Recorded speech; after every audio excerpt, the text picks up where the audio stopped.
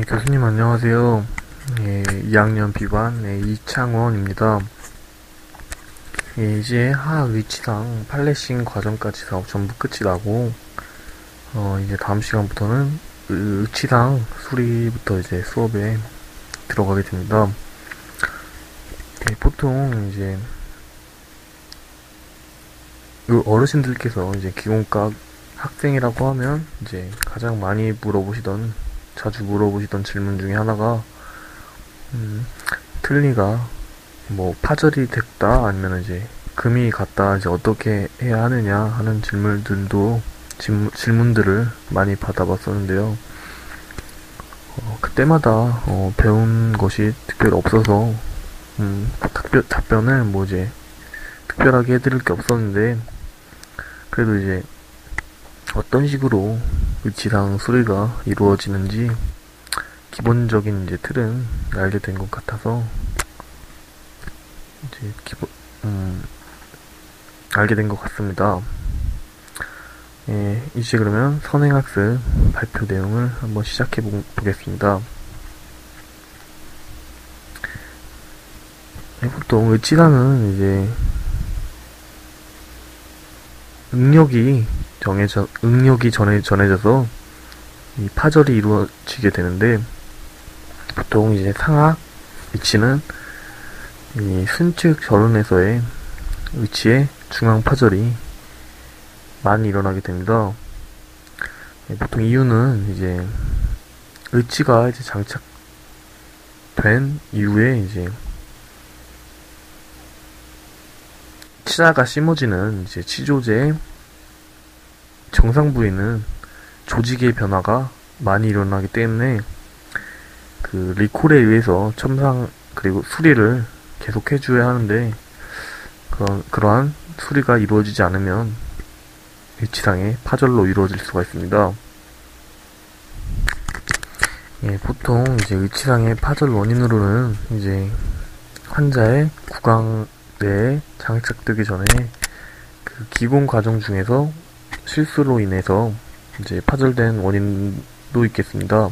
보통 이제 왁스 워시를 불충분하게 해주거나 아니면 배열을 양측성 유연교합을 이루어서 해주지 않거나 아니면 이제 디플라스킹 과정 중에 너무 이제 힘을 과하게 주어서 파절이 되는 경우와 이제 연마 과정 중에서 이제 의치상을 놓쳐버리거나 하는 경우 등에서 생길 수가 있겠습니다.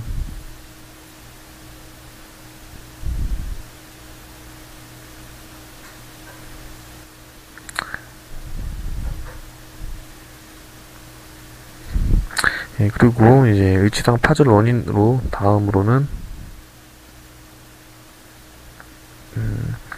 강한 충격에 의해서 이제 파절이 되었거나 이제 구강 내에 장착이 된 후에 강한 충격에 의해서 이제 파절이 되었거나 아니면 이제 재질이 너무 이제 재질의 피로로 인해서 파절이 되는 경우가 있겠습니다. 레진의 의치상의 수리로는 이제 단순 수리와 복합 수리가 있겠는데요. 이제 정중으로 이제 파절된 조각이 이제 두 조각이 하거나 이제 단순 파절되었거나 아니면 간단하게 이제 크랙만 가 있을 경우에는 단순 수리라고 볼 수 있겠고, 이제 파절된 조각이 이제 두 조각을 넘어버리거나 이제 여러 가지 이제 복잡한 부분에서 수리는 이제 좀 복합 수리라고 볼 수 있겠습니다.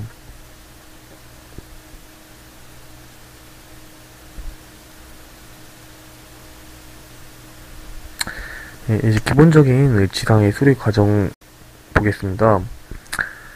의치상 수리에서 이제 가장 중요한 점은 이제 파절되기 전으로 어떻게 가장 정확히 조립해내느냐 하는 것이 가장 중요한 점인데요.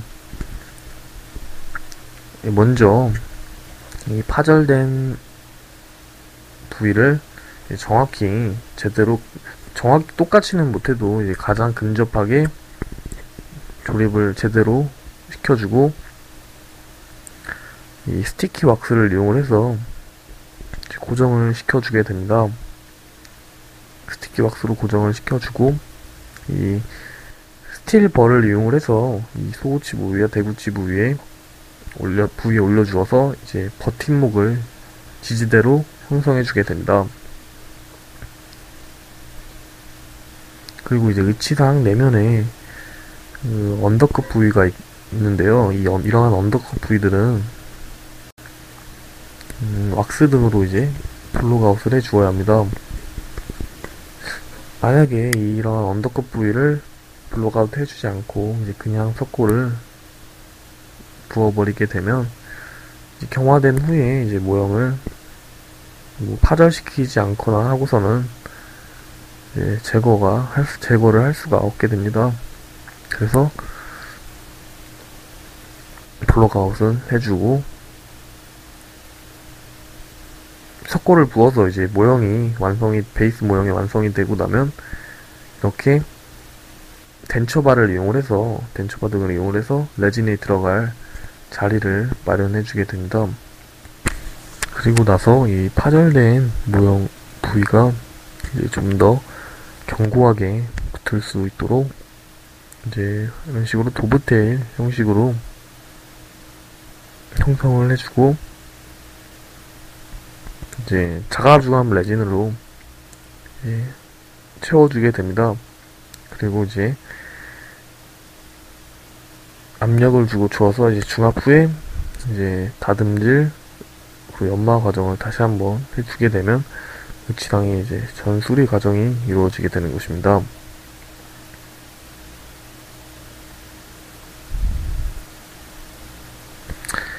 의치상 수리에서 가장 이제 중요한 점이라고 하면 역시 의치상이 파절되기 전으로 이제 어떻게 가장 근접하게 재현을 해내느냐 하는 것이 가장 중요한 점이라고 할 수 있겠는데요. 의치상은 이제 보통 의치를 환자 구강 내에 장착 전에 이제 파절된 경우도 있겠고, 그리고 이제 구강 내에서 장착을 하다가 이제 한 뒤에 파절이 된 경우가 있겠습니다.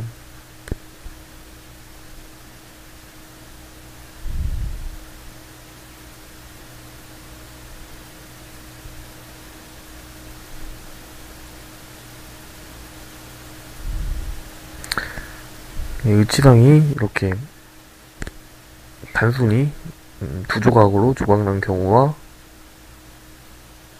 있겠고, 아니면 이제 단순히 크랙이 같거나, 아니면 이제 두 조각 이상의 여러 조각으로 파절이 된 경우도 있습니다.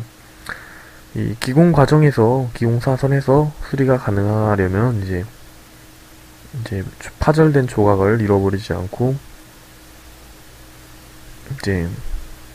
잃어버리지 않아서 다시 이제 재결합을 해서 석고를 부어 이제 주모형을 얻은 뒤에 제작을 할 수 있을 경우입니다.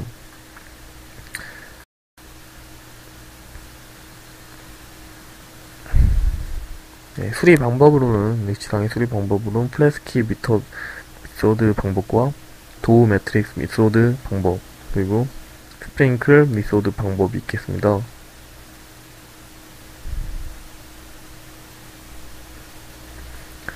네, 파절되기 전으로 이제 전의 형태로 스티키 왁스를 이용해서 정확하게 붙여준 뒤에 이제 역시 라운드 벌을 이용해서 이런 식으로 이제 지지대 역할을 만들어주게 됩니다.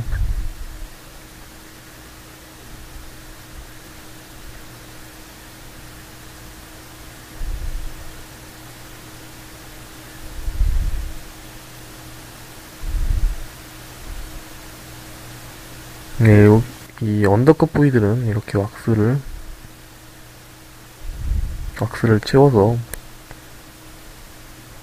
채운 뒤에 석고를 부어줘야지, 그냥 석고를 부어버리면 이제 제거하기가 모형을 이제 깨거나 하지 않고서는 제거할 수가 없게 됩니다.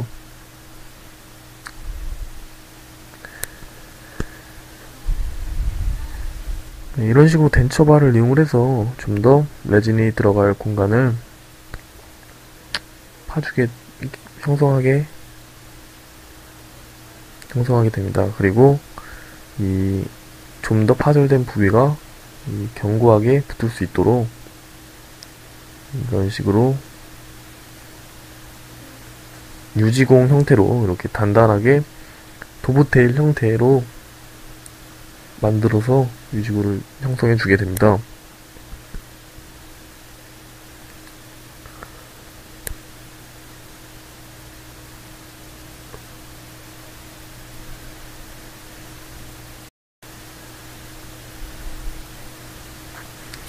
네, 이제 다른 이제 경우의 상태를 한번 보시겠는데요. 보통 이런 경우에 이제 부분적으로 파절된 경우에는 이제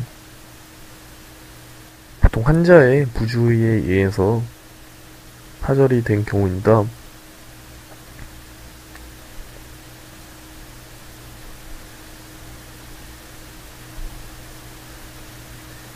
먼저 이 파절된 부위와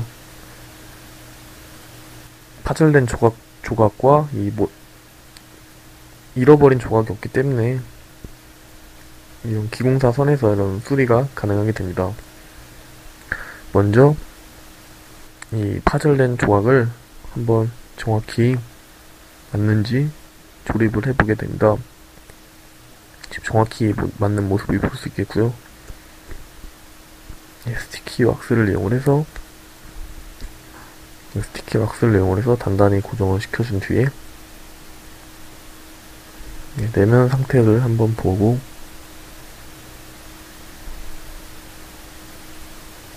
이 내면에 이제 석고분리제를 발라준 뒤에 석고를 채워주게 됩니다. 이렇게 평평한 유리판에 베이스 석고를 올려서 이제 베이스 모양을 이런 식으로 만들어주게 됩니다. 석고가 좀 더 경화될 때까지 기다렸다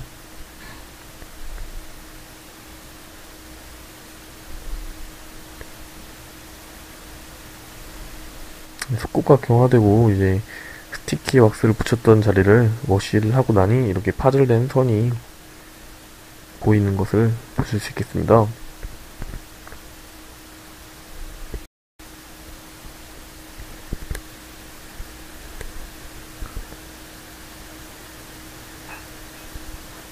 이런 식으로 V쉐입의 형태로 형성을 해준 뒤에 이 레진과 리퀴드를 혼합을 해서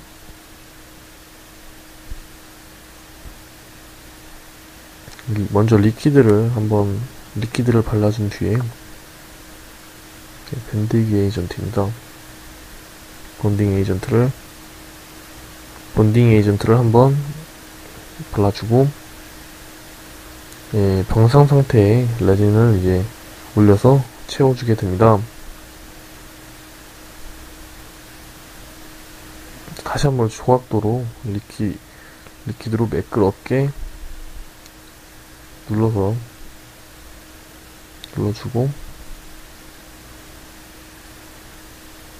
리퀴드로 다시 한번 매끄럽게 마무리를 한 후에 깔끔하게 붙은 모습을 볼 수 있죠. 이 라이트 큐어 후에 이제 모형을 분리하게 됩니다. 모형을 분리하게 되면 이제 덴츠바로 다듬어주고 이제 퍼미스를 이용해서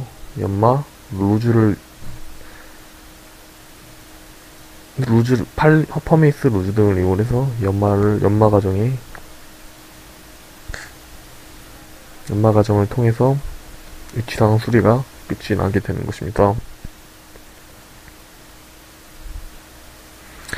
네, 이런 식으로 H상의 다음 시간에 이제 배울 H상의 수리가 이루어지는지 알게 돼서 기본적인 것들은 좀 알게 된 것 같아서 수업 시간에 이해하기는 훨씬 수월해질